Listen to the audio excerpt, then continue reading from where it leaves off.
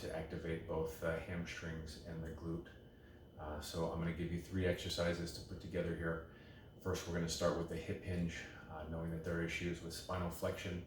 I'm going to use the pipe so that we're very intentional with how we're hinging at the hip and what we're doing with our feet, from the knee all the way up through the hip, and then the pelvis and spinal position through the movement. So we'll start with this PVC pipe across the back.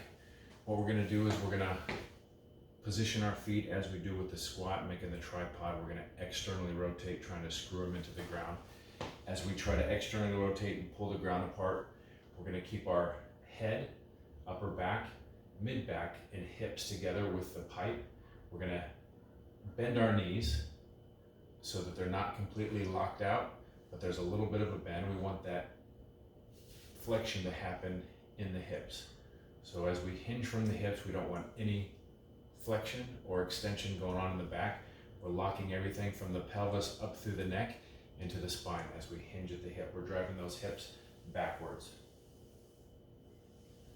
As we drive them back, we're driving that big toe through the floor, spreading the ground. As we come up and we bring our hips back into full extension, we're squeezing the glutes and externally rotating with the feet.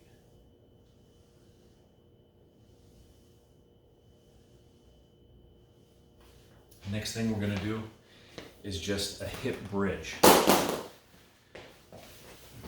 So I want you to think about your foot position, that your foot position is not too far away from your butt, but we're staying in close, trying to keep the knee angle at about 90 degrees.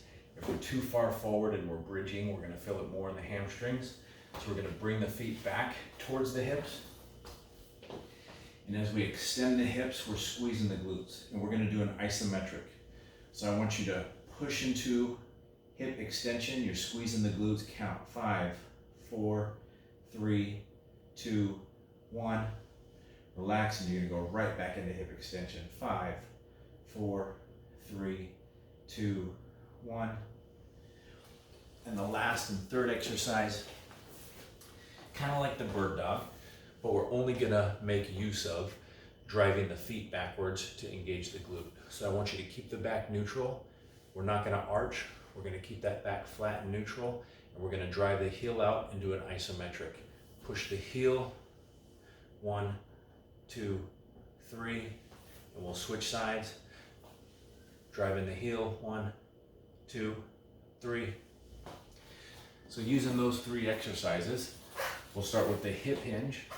Try 1 set, doing that for 12 reps.